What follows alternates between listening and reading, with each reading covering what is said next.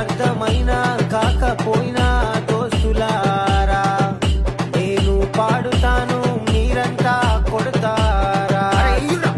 నన్ను కదా చప్పట్లు.